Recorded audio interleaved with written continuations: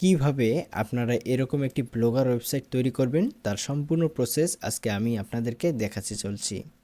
তো ভিডিওটি অবশ্যই শেষ পর্যন্ত দেখবেন।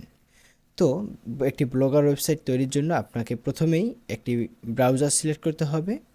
তো আমরা এখানে একটি ব্রাউজার সিলেক্ট করলাম এবং আপনারা এখানে আপনার অ্যাকাউন্টের পাশে যে ডট বাটনগুলো রয়েছে এখানে যদি আমরা ক্লিক করি তাহলে নিচে দেখতে পারবো যে ব্লগার নামে একটি অ্যাপস রয়েছে।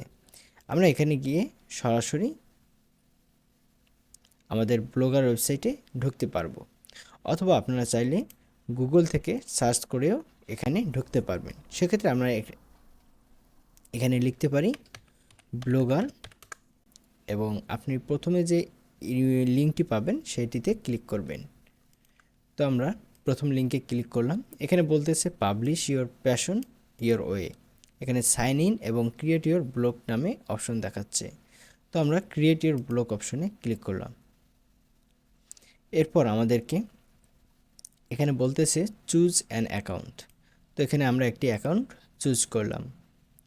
এরপর বলতেছে যে choose a name of your blog. তো আমাদের ব্লগের জন্য একটি নাম চুজ করতে বলতেছে। তো আমরা এখানে একটি নাম দেই যে টেক ওয়ার্ল্ড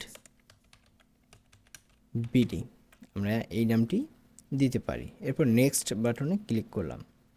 এরপর বলতেছে choose a URL for your blog. তো আমাদের ব্লগের জন্য একটি ইউআরএল সিলেক্ট করতে হবে।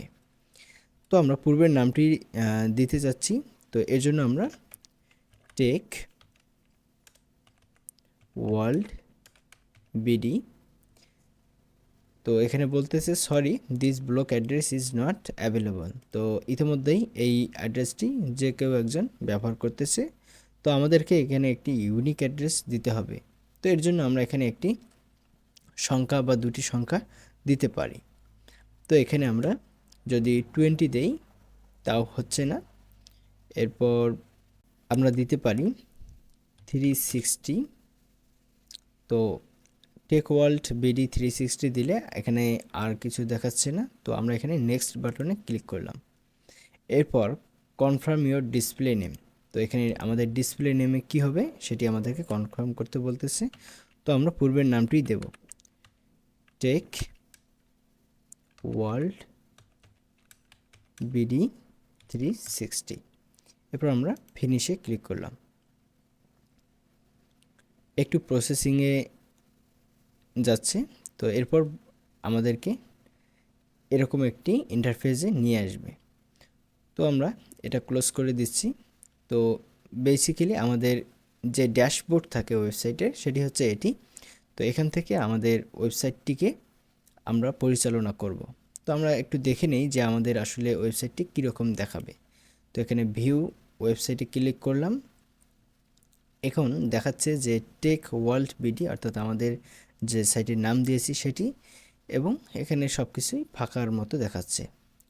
তো আমরা কিভাবে আমাদের যে এই যে ওয়েবসাইটটি রয়েছে এরকমভাবে কিভাবে কাস্টমাইজ করব তার সম্পূর্ণ প্রসেস আমরা পরবর্তী পার্টে জানার চেষ্টা করব। তো আজকে আমরা এতটুকুই জানলাম। পরবর্তী পার্টে আপনাদেরকে দেখার জন্য অনুরোধ রইল এবং পরবর্তীতে প্রত্যেকটা সেকশন নিয়ে আমরা আলোচনা করব। ততক্ষণ ভালো থাকবেন, সুস্থ থাকবেন। আল্লাহ হাফেজ।